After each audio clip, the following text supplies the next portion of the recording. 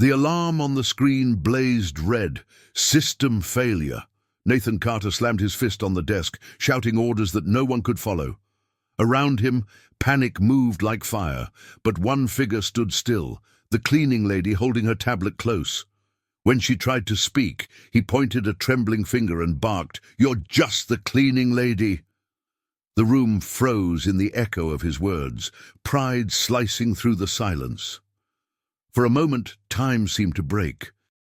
The hum of machines, the click of heels, the whispered panic, all fell away. Lucy lowered her eyes, not in shame, but in patience. Her silence was a mirror Nathan refused to face. The red light from the monitor painted his face like guilt he didn't yet recognize. The empire of Carter Industries had never known failure. For years its glass walls gleamed with power, and Nathan ruled from behind his silver desk like a man convinced of his own perfection. But that night, the floor beneath him cracked, not with sound, but with truth. The empire had been built on arrogance, and it was finally demanding payment. He barked again for his IT team, yet none came. Fear had emptied the room, leaving only Lucy standing near the door. Her uniform contrasted against the cold steel of the office, red and white, like a warning sign he still ignored. She whispered something, but his pride drowned it out before the words could land. Nathan's reflection trembled in the window, the skyline behind him blinking with city lights like distant judgment. He could see his own eyes flicker, lost between fury and disbelief. Every command he gave fell into the hollow quiet, swallowed by the hum of broken servers. He didn't know it yet, but the kingdom he built was already gone. Lucy knelt to pick up the shards of glass that had fallen from a broken picture frame. In it, Nathan's smiling face looked younger, freer, a man untouched by greed. She brushed the dust from the image with care, then set it quietly on the desk.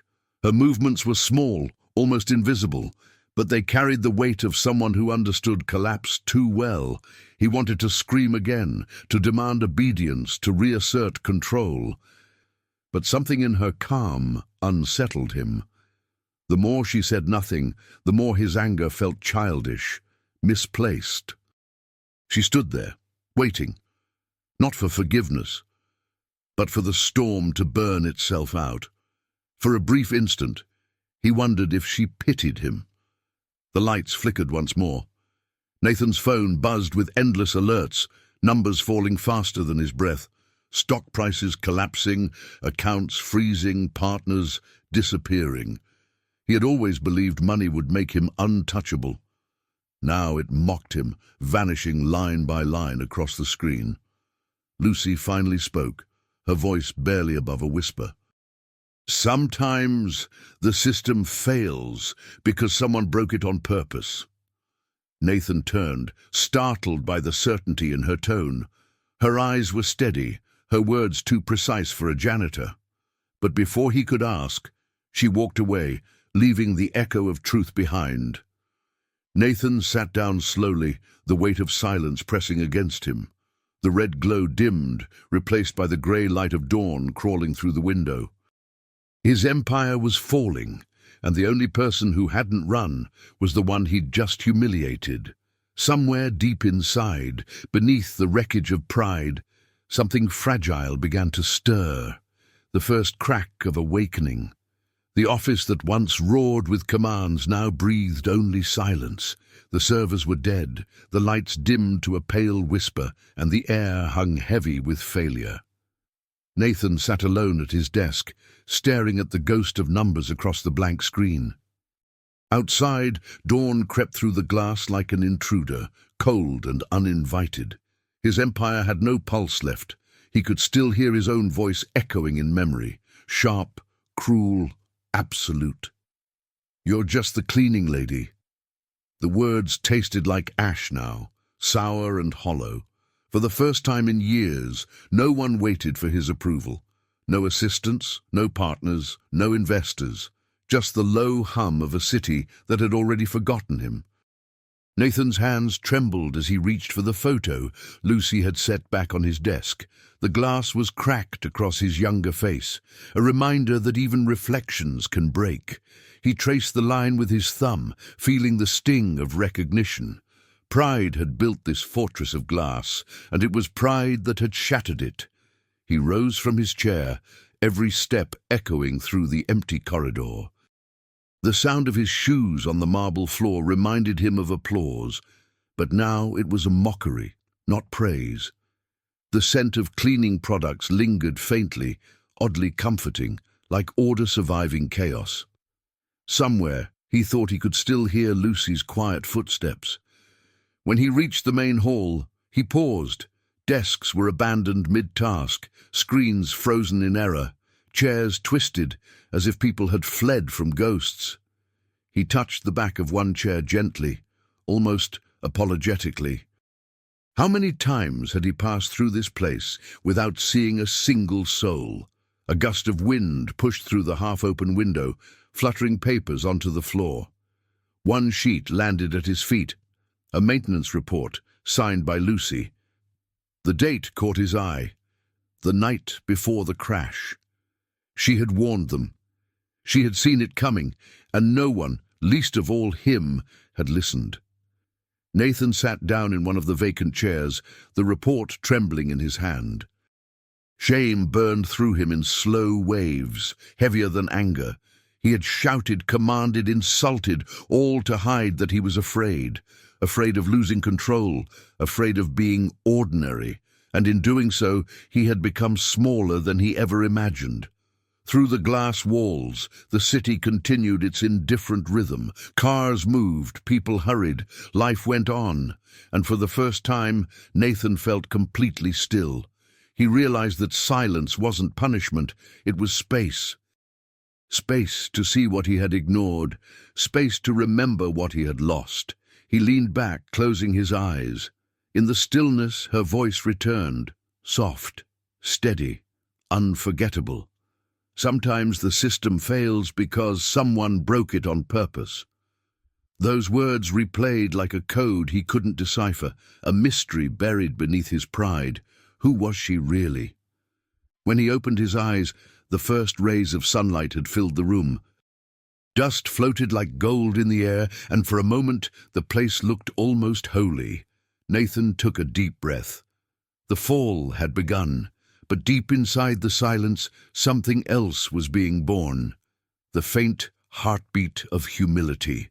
If this moment touched your heart, leave a comment below. Tell us what you felt when Nathan began to see beyond his pride. We read every word with care, and if you believe everyone deserves a second chance, subscribe to the channel.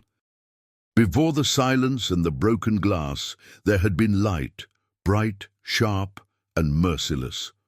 Nathan Carter's mornings began with the sound of polished shoes on marble and the scent of imported coffee drifting through his private elevator. From the top floor of Carter Industries, he ruled over thousands of lives with effortless authority. To him, control was not a privilege. It was his nature. The city stretched beneath him like a conquered kingdom. Every building reflected his name. Every deal carried his shadow. He believed in systems more than in people, numbers more than in truth. Behind every smile offered to him, there was fear, and he mistook that fear for loyalty. In meetings, his voice filled the room like an orchestra that allowed no other instruments. He spoke of vision, growth, dominance, words that left no room for doubt.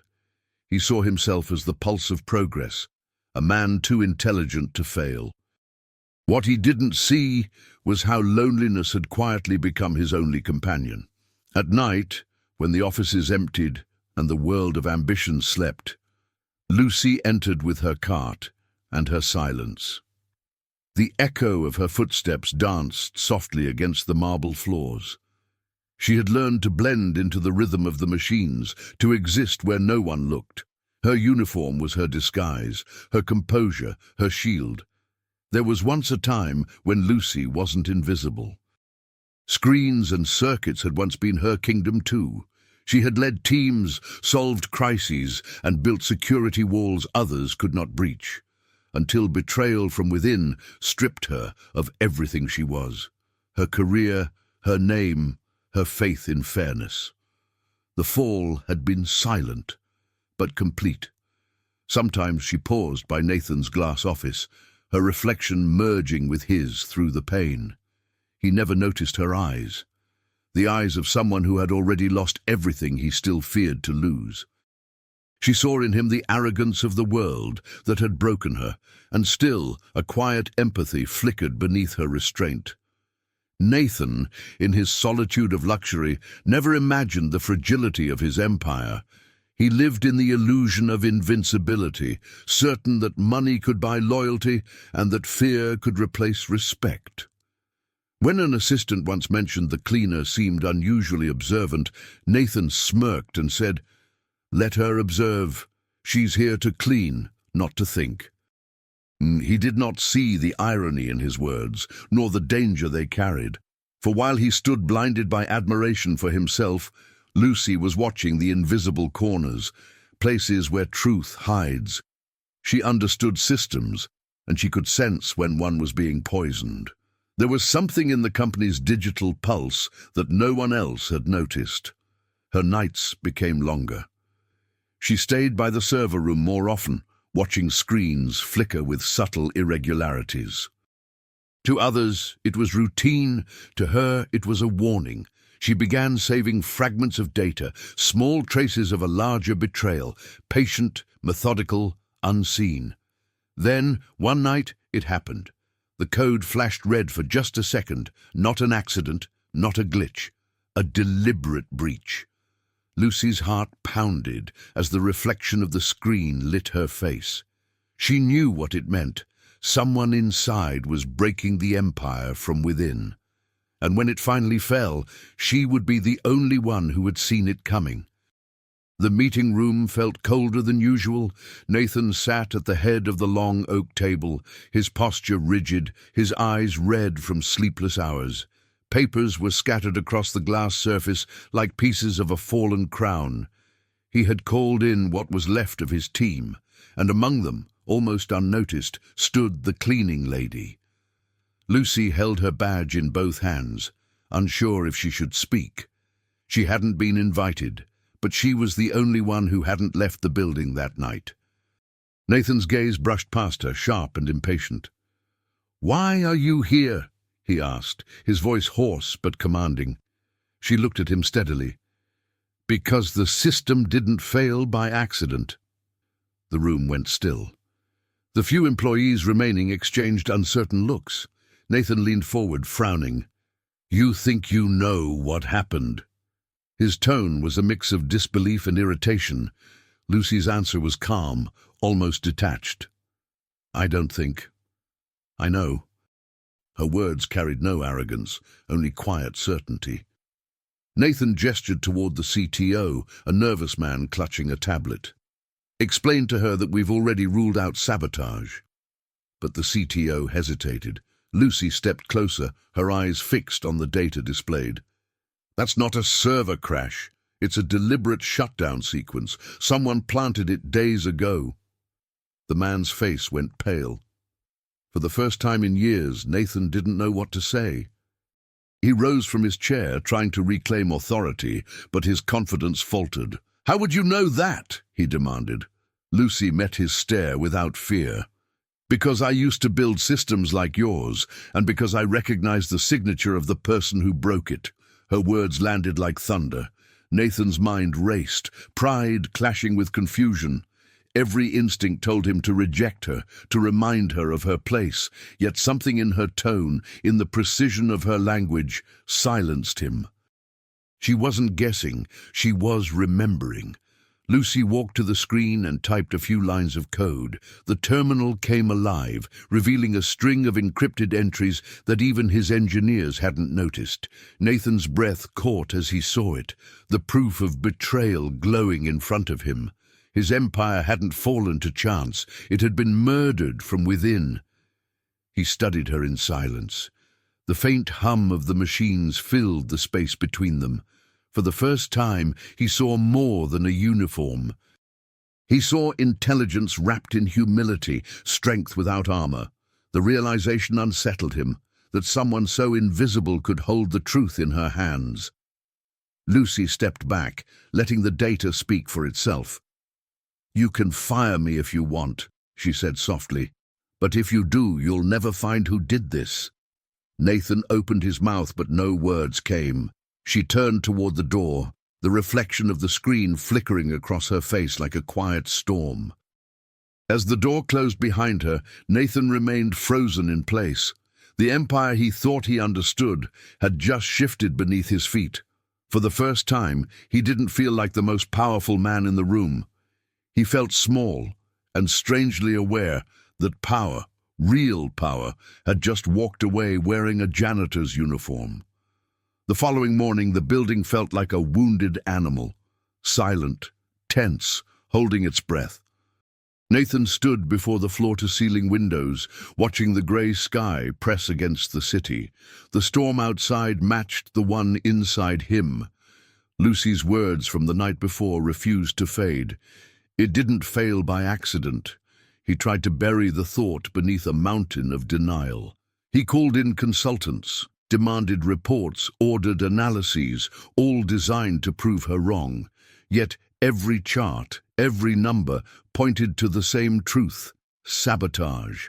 Someone inside had broken the empire he'd built. And the only one who had seen it first was her. When Lucy entered his office again, she carried a small flash drive in her hand. "I traced the breach," she said quietly. "You need to see this." Nathan didn't look up from his laptop. "I don't take orders from janitors," he muttered, his tone colder than before. The words hung in the air like frost. Lucy placed the drive on the desk and stepped back. "You're not losing data, Mr. Carter," she said. "You're losing people. Whoever did this knew you wouldn't trust anyone enough to stop it." He looked up sharply, his pride wounded deeper than she knew. "I don't need lessons on loyalty from someone who cleans my floors." Her eyes softened, but she didn't flinch.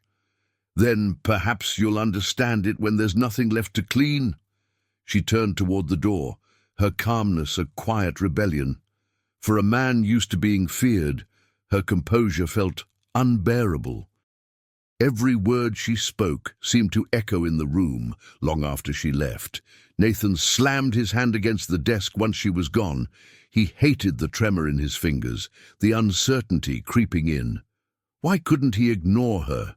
Why did her voice, so steady and unyielding, stay in his mind like a warning he didn't want to hear?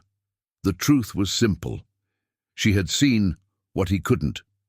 He spent the day drowning in noise, meetings, calls, damage control. But no sound could cover the silence she left behind. Each new report brought him closer to what he feared most. She was right. The breach was intentional. Someone close to him had set the fire. Pride, for the first time, began to burn instead of protect. That night, the building was nearly empty when he opened the file she had left. Inside were fragments of code and timestamps, perfectly aligned.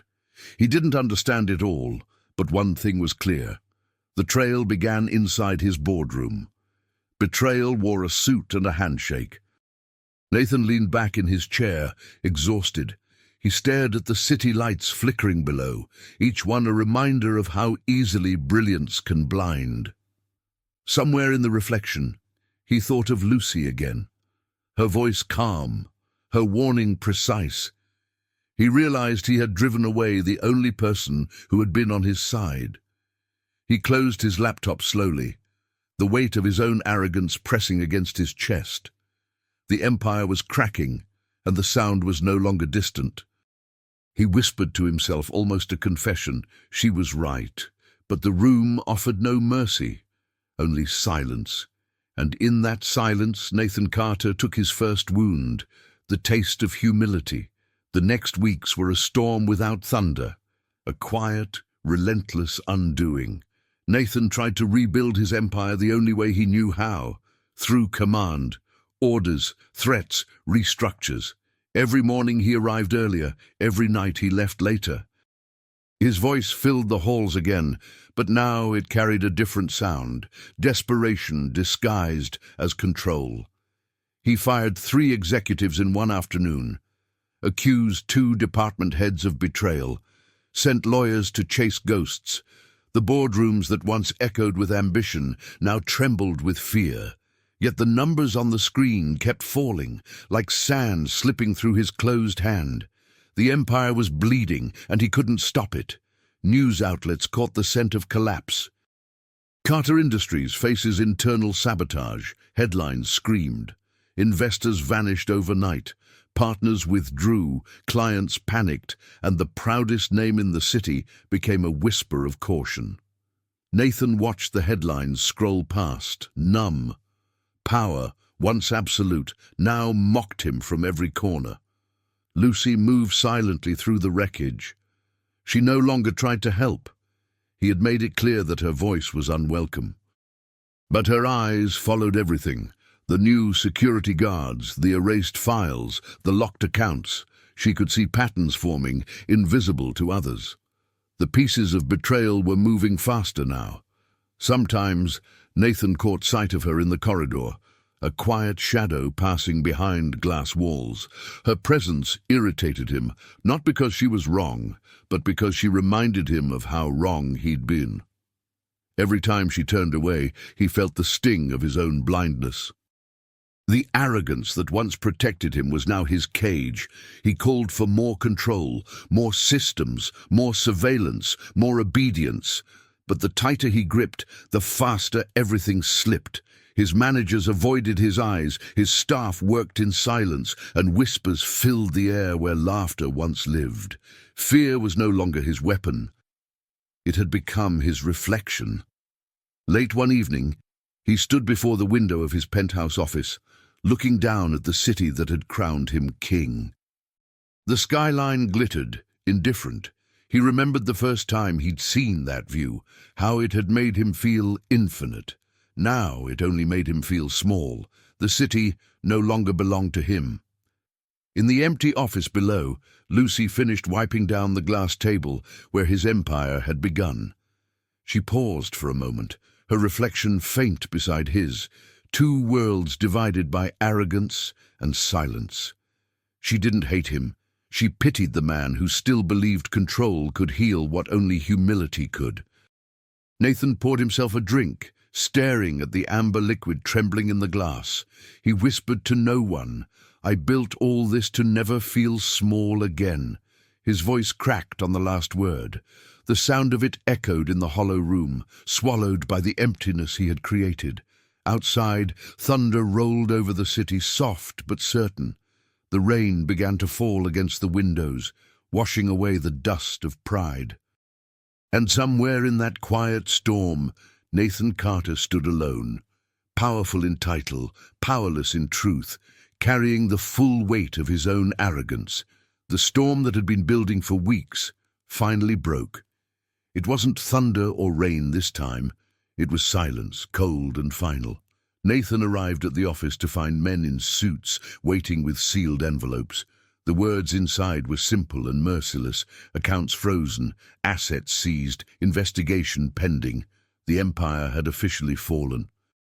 He walked through the halls like a ghost, past empty desks and dark screens.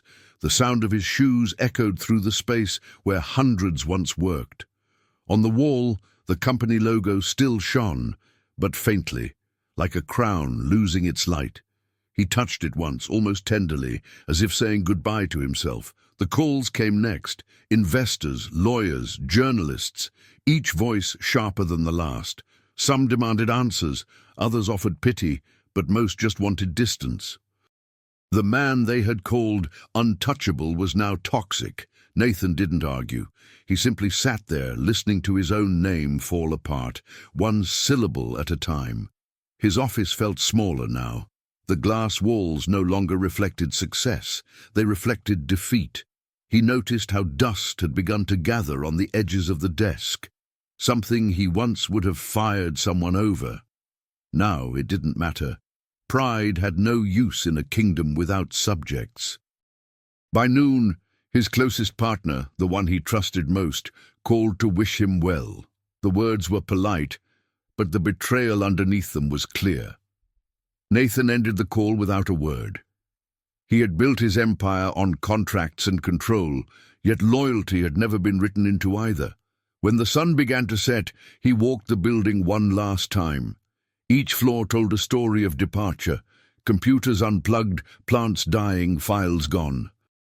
The hum of the air conditioner was the only sound left, steady like a heartbeat that refused to stop. He wondered how long it would take for his name to disappear from the doors. And then, at the far end of the corridor, he saw her. Lucy stood by the entrance, her mop beside her, her eyes calm and knowing. For a moment, Nathan froze. She was the only living soul left in a place built for thousands. "You stayed," he said, his voice breaking on the words. Lucy nodded once.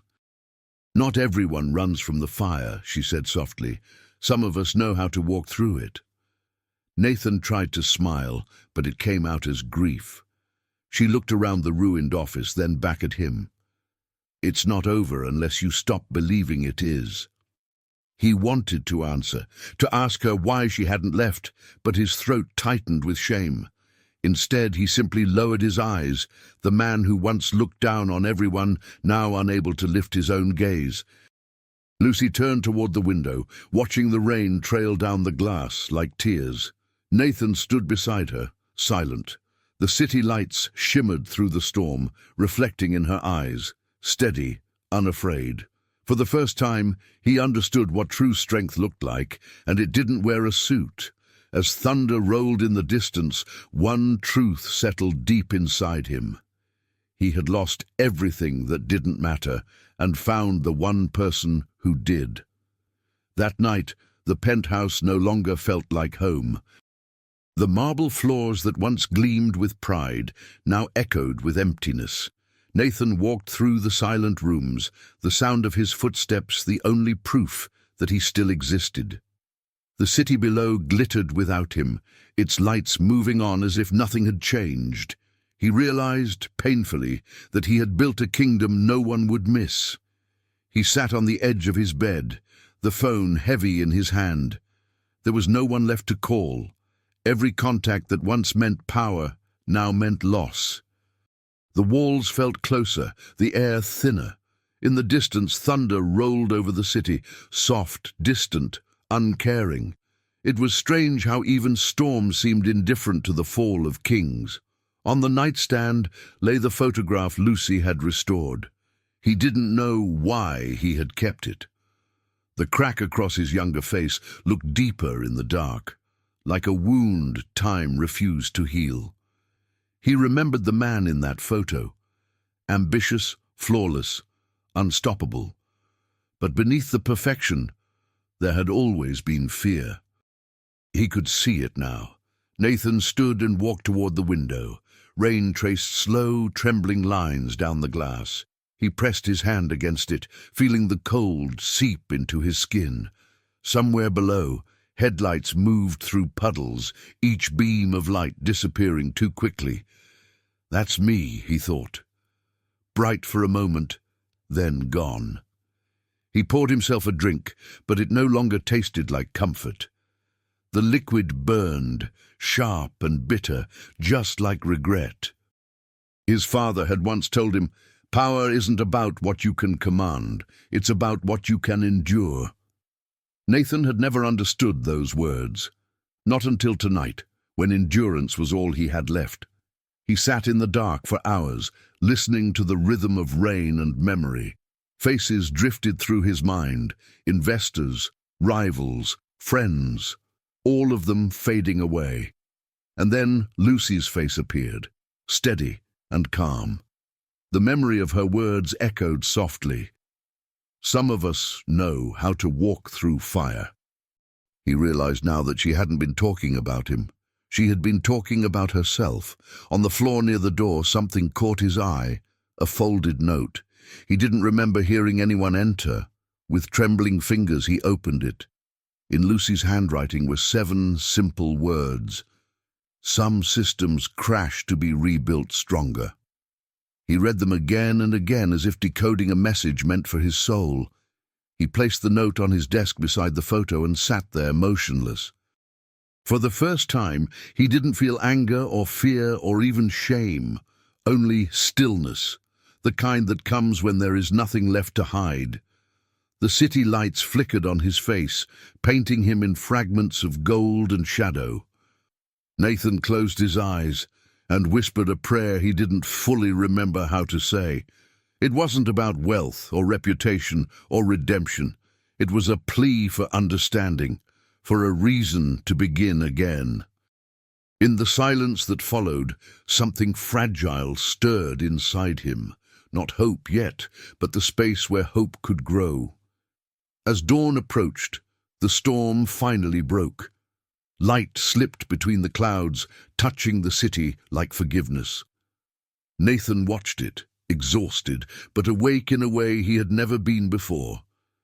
The night had taken everything, pride, power, certainty, and left behind something cleaner. Doubt, yes, but also humility. And humility, he realized, was the beginning of truth. The morning came softly, almost shy, as if the world feared to disturb what was left of him. Nathan woke to a dim light creeping through the curtains, turning the dust in the air into floating gold. For the first time in weeks, the silence didn't feel like punishment. It felt like possibility. He stared at the note Lucy had left. Some systems crashed to be rebuilt stronger, and realized it was the first sentence of a new life.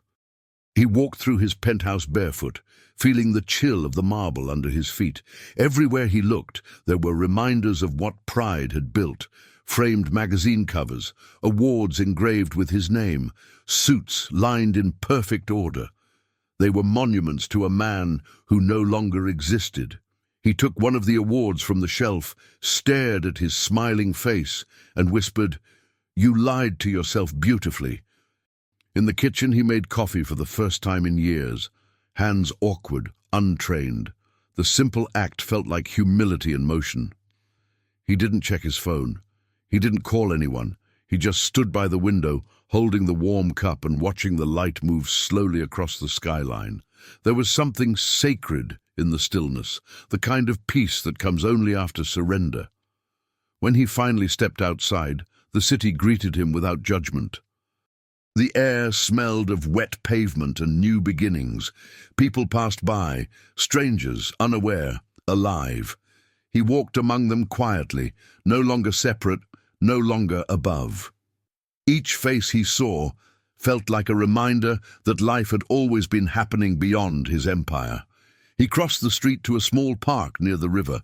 The benches were still damp from the night rain. There, among the morning joggers and the whisper of trees, he saw her, Lucy, sitting alone, holding a paper cup, watching the water as if it spoke a language she understood. Nathan hesitated. Pride tugged at him one last time, but humility took his hand instead. He walked toward her. "You were right," he said, voice low, unsure. Lucy didn't turn immediately. When she did, her eyes were calm, not triumphant, just knowing. "About the system," he continued, "and about me." She studied him for a moment before answering. "Sometimes the crash isn't the end," she said. "It's the restart." The words felt like sunlight breaking through cloud. They sat in silence, the kind that doesn't demand anything. Lucy sipped her coffee. Nathan watched the river move, constant, unhurried, alive. "You knew this would happen," he said eventually. She nodded. "I saw the signs, but I also saw you. And I knew the fall was the only thing that could make you see." Her honesty cut deeper than anger ever could. After a while, Lucy reached into her bag and placed a small flash drive in his hand. "If you really want to rebuild," she said, "you need to start with truth." Nathan turned the drive in his fingers, feeling its weight. It was small, almost insignificant, yet it carried everything he had lost. He looked up at her. "Will you help me?" he asked. She smiled faintly. "If you're ready to listen." They walked back to the building together, side by side. The corridors were dim, filled with the scent of dust and memory. Nathan no longer led the way. He followed. Every step felt like repentance, every echo a reminder of how easily power can vanish. Lucy's pace was steady, sure. She didn't seem to be walking through ruin. She was walking through possibility. In the server room, Lucy connected the flash drive. The screens flickered to life, colors shifting, code streaming like rain. Nathan stood behind her, watching the lines reshape the darkness into light. "It's all still here," she whispered. "You just stopped seeing it." He nodded slowly, the glow reflecting in his eyes. For the first time in years, he wasn't afraid of what came next. He was ready to begin. The hum of the servers filled the room like a heartbeat slowly returning. Green lights flickered where red warnings had once screamed.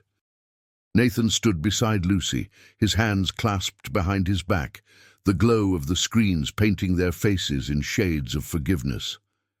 "It's strange," he said softly, "watching something come back to life after you've already buried it." Lucy didn't look up. "Systems don't die," she replied. "People give up on them." For hours, they worked in quiet coordination. She typed with precision, tracing lines of code that curved like constellations across the dark screen. Nathan followed her movements, his eyes filled not with pride but wonder. He had built towers, bought companies, conquered markets, yet this simple act of rebuilding felt greater than any victory he had known. As the morning light filtered through the blinds, Lucy leaned back, rubbing her eyes. "The breach wasn't random," she murmured. "It was written in patterns, familiar ones." Nathan frowned. "Familiar how?" She hesitated before answering. "It's someone close. Someone who knew you well enough to predict how you'd react." The realization struck him like cold water. They paused, the air between them dense with implication. Nathan began pacing, his thoughts unraveling. Faces flashed through his mind, board members, partners, advisors, all smiling, all capable. "I trusted them," he muttered. Lucy looked at him, her voice calm. "Trust isn't weakness," she said. "It's just expensive when misplaced." Later that day, they moved to the conference room, the one that had once felt like a throne hall. Now it was a crime scene. Broken glass still glittered on the floor, fragments of arrogance and loss. Lucy spread papers and data sheets across the table, each one a clue. "Every trace leads to the same login," she said. "One used by your partner, Leonard Drake." Nathan froze. Leonard, his oldest ally, the man who had stood beside him in every triumph, his first investor, his supposed friend. "That's impossible," Nathan whispered. "Leonard's family, he helped build all this." Lucy met his eyes, unflinching. "Sometimes the builders are the first to burn the bridge." Her tone wasn't cruel, just true. He sank into a chair, hands clasped, the color draining from his face. "Why?" he asked, more to himself than to her. "What could he gain?" Lucy scrolled through the data, the lines of numbers glowing like veins of truth. "Control," she said quietly. "You lost yours. He took it." Nathan looked away, the word echoing inside him like a verdict. The hours stretched, but neither of them stopped. Nathan found solace in her presence, the steadiness, the silence, the way she worked without needing approval. At one point, their hands brushed as they reached for the same file. It was accidental, brief, but in that second something unspoken passed between them, an understanding beyond words. As dusk settled over the city, Lucy leaned closer to the monitor. "There's more," she whispered. "Hidden files, encrypted messages between Leonard and an offshore account." Nathan's eyes widened. "You can read them?" She smiled faintly. "I wrote the kind of walls he's trying to climb." Her fingers flew across the keys like a pianist finding lost music. Lines of code burst open into names, dates, signatures, proof of betrayal glowing bright against the dark. Nathan exhaled slowly, half relief, half heartbreak. "We have him," he said. Lucy looked at the screen, then at him. "Not yet," she replied. "The truth alone isn't enough. You have to be strong enough to face it." He nodded. For the first time in years, strength didn't mean control. It meant courage. Night had returned to the building, but this time it brought no silence.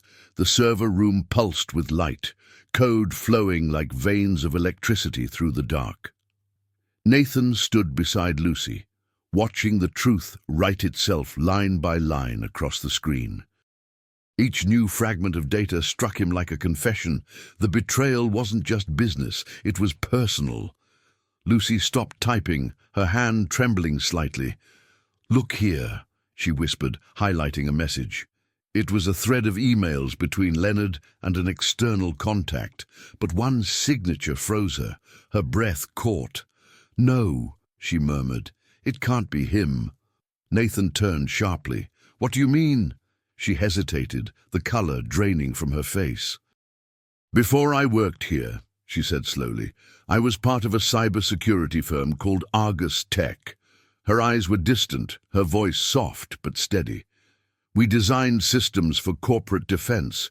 One of our biggest clients was Leonard Drake."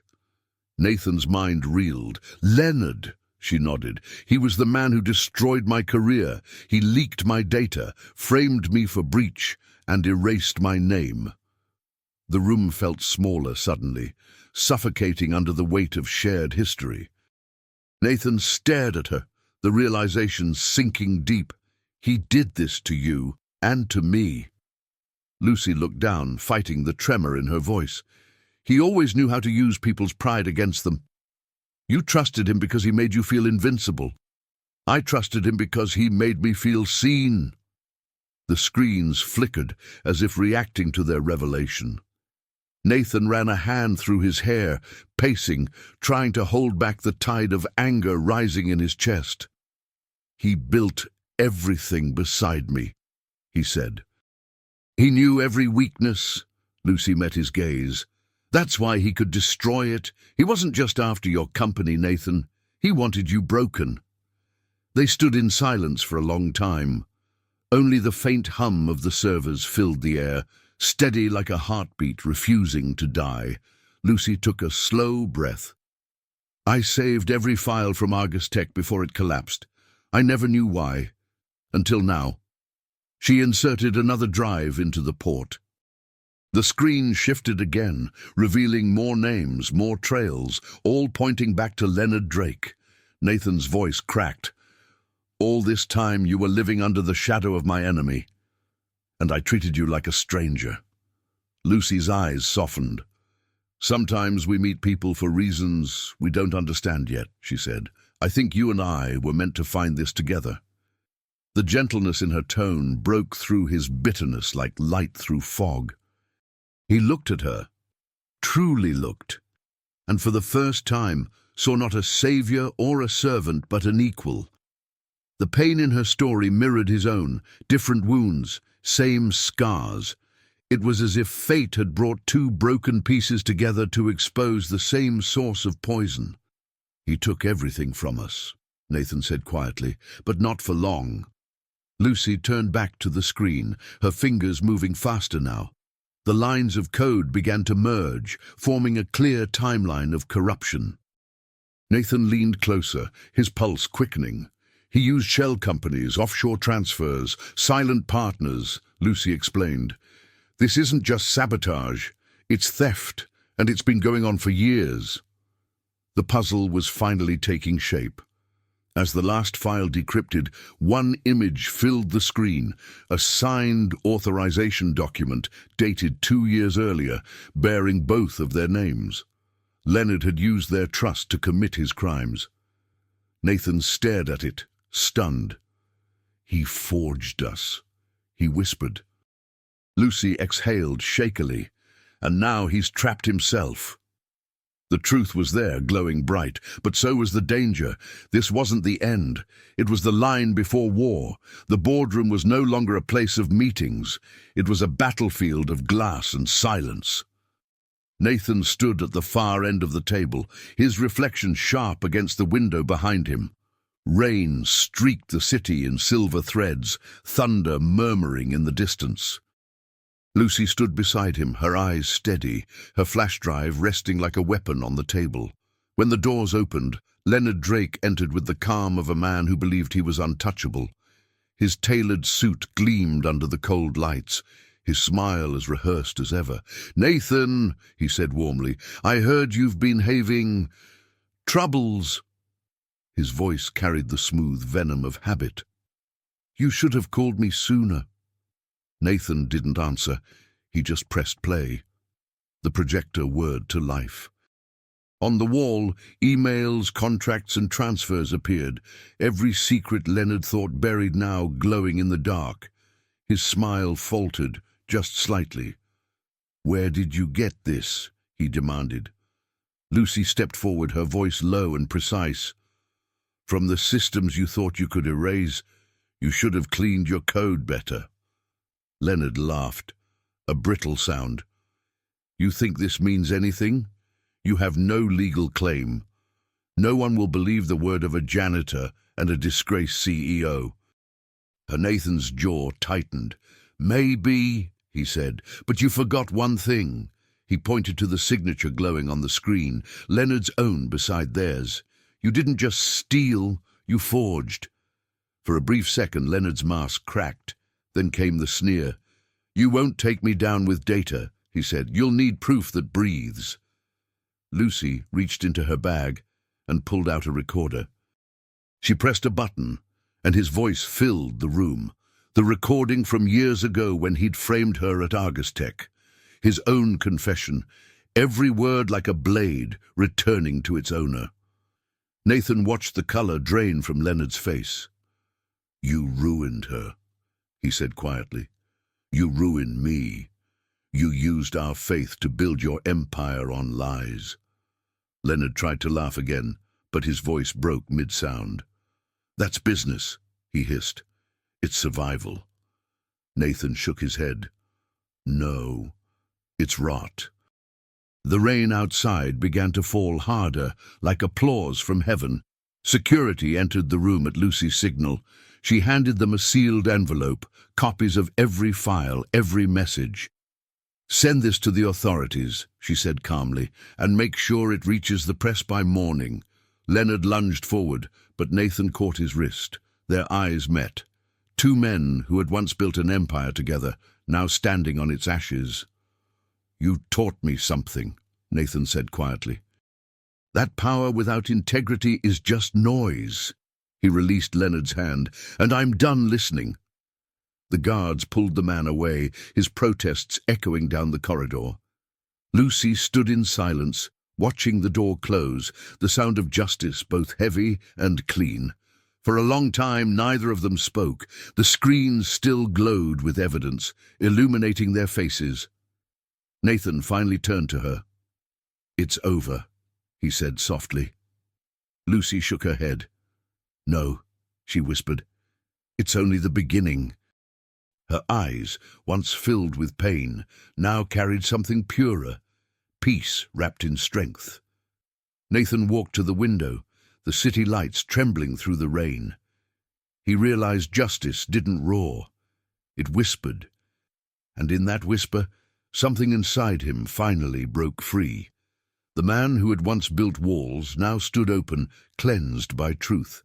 Behind him, Lucy smiled faintly, not at the fall of a traitor, but at the rise of something honest. Morning arrived like forgiveness. The storm had passed, leaving behind a city rinsed clean by rain. Nathan stood by the window of his office, or what remained of it, watching the light stretch across the skyline. It felt different this time, less like power and more like grace. The day had come for truth to meet the world. The story broke before noon. Every major network, every news site carried the headline, "Carter Industries Scandal Exposed. CEO vindicated, partner arrested. Cameras gathered outside the building, flashing like restless stars. For the first time in months, Nathan didn't hide from them. He stepped into the light, not as a man defending himself, but as one telling the truth. Lucy stood beside him at the press conference, her posture calm and steady. She wore no makeup, no mask, just quiet dignity. Nathan's voice carried across the room, slow and certain. Power without integrity destroys more than it builds. I lost everything to learn that lesson, and I thank the person who taught it to me. He turned toward Lucy. She reminded me that strength doesn't always wear a suit. For a heartbeat, the room was silent. Then a single round of applause began, hesitant at first, then growing, spreading like the warmth of sunlight. Lucy looked down, her eyes shining not with pride, but with peace. After years of invisibility, she was finally seen, not for revenge, but for truth. When it was over, the journalists followed Nathan with questions, but he paused before leaving. "I won't rebuild what fell," he said. "I'll build something honest instead." The cameras caught the moment. A man once called ruthless, now speaking with humility. The clip would be replayed for weeks, but the real change couldn't be filmed. It was happening inside him. Back in the office, silence returned, but not the heavy silence of loss. It was lighter now, filled with breath and space. Nathan poured 2 cups of coffee and handed one to Lucy. "I don't think I ever thanked you," he said. She smiled softly. "You didn't have to." Then, after a pause, "But thank you for listening." They walked through the halls together, seeing the company for what it really was. Not a monument, but a memory. Employees had begun returning, curious, cautious, but hopeful. Some nodded as they passed. Respect had replaced fear, and trust, fragile as glass, had begun to form again. In the afternoon, Lucy received a message from an old colleague. "We saw what you did. Argus Tech wants to make it right." She closed her eyes, a tear slipping free. Years of silence and shame had ended with a single act of truth. Nathan saw her expression and said quietly, "Looks like we both got our names back." They stood together at the lobby entrance as the sun began to set. The light spilled across the floor like liquid gold, reflecting off the glass and warming the space between them. Nathan turned to her, voice low. "Do you believe people can really change?" Lucy's answer was simple, "Only when they stop trying to prove they haven't." As the city outside glowed with evening light, Nathan felt something he hadn't known in years. Peace, pure and unearned. Redemption hadn't come as applause or reward. It had come as stillness, as truth standing quietly beside him. For the first time, he no longer felt like a man trying to rebuild his empire. He felt like a man finally free. Months passed and the world moved on. But for Nathan Carter, time no longer felt like a race. The noise had faded, replaced by the quiet hum of steady work. Carter Industries was reborn under a different name, a smaller company with a bigger heart. No more glass towers, no more thrones, just people building something they believed in. Lucy walked through the new offices one morning, sunlight brushing her shoulders as she carried a folder of training manuals. The nameplate on her door read, "Director of Cybersecurity." Beneath it, in small letters, was her full name, Lucy Bennett. It was the first time in years that she'd seen it in print, and she touched it gently, as if confirming it was real. Nathan arrived a few minutes later carrying 2 cups of coffee. "Still black, no sugar?" he asked, and she nodded. Their morning ritual had become a quiet promise, one small act of consistency in a life once defined by chaos. "You know," he said, handing her the cup, "you've managed to make this place feel human again." She smiled. It was never the place that needed changing. The office was filled now with laughter, not the polite kind, but real, unguarded laughter. People spoke freely, shared ideas, disagreed with respect. The walls that had once echoed fear now carried the warmth of collaboration. Nathan sometimes paused in the middle of a meeting, just to listen. To him, it sounded like music. On the rooftop garden, a space Lucy had designed herself, rows of white lilies bloomed. They had become a symbol of the company's new beginning: purity, renewal, grace. She often came there after work, watering the plants in silence. One evening Nathan joined her, standing beside her in the golden light. "You did all this," he said. "You turned ashes into flowers." Lucy shook her head softly. "We did," she corrected. "You gave people a reason to believe again. That's rarer than rebuilding." He looked at her, his expression thoughtful. "Maybe believing is rebuilding," he said. She smiled, and the wind moved through the lilies, carrying their scent across the city. It smelled like peace. In the weeks that followed, Nathan began mentoring young entrepreneurs, not to teach power, but humility. "Your legacy isn't what you build," he told them. "It's who you lift when you rise."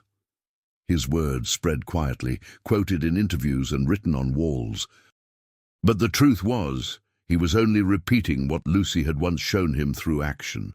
Lucy, meanwhile, created a small scholarship for women in technology who had been silenced by injustice. Each application letter she read felt like a mirror of her past. For every story of struggle, she saw proof that even broken systems could give birth to something whole. Every time a candidate was accepted, she whispered, "One more system rebuilt." One afternoon, as the sky dimmed into twilight, Nathan found Lucy in the garden again. He said nothing, just handed her a letter. It was addressed to her from Argus Tech, offering a public apology and a position on their new ethics board. She read it in silence, her eyes shining.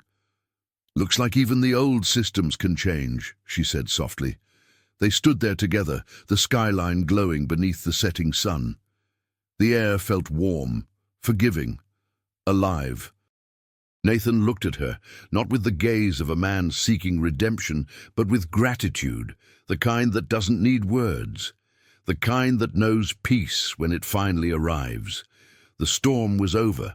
What remained was light. The city breathed quietly beneath the rising dawn. Nathan stood by the same window where his downfall had begun, now open to the sound of morning traffic and distant church bells. He no longer saw skyscrapers or numbers, only people, small but radiant in their own ways. Every life, he thought, was its own kind of empire. On his desk lay a single notebook, inside it pages of reflections, thoughts he'd written in the quiet hours before sunrise. At the top of one page he had written, "The people we overlook are often the ones who save us." The words didn't feel like poetry. They felt like truth carved from the stone of his mistakes. Lucy entered the room with her usual calm, carrying a small plant wrapped in brown paper. "It's for your office," she said, setting it beside the window. "Something that grows better with care." Nathan smiled. "Then it'll remind me of you." She laughed softly, shaking her head. "Just don't forget to water it." They stood in silence for a while, watching the first rays of sunlight touch the city. The world outside kept moving, taxis honking, people crossing, lives unfolding.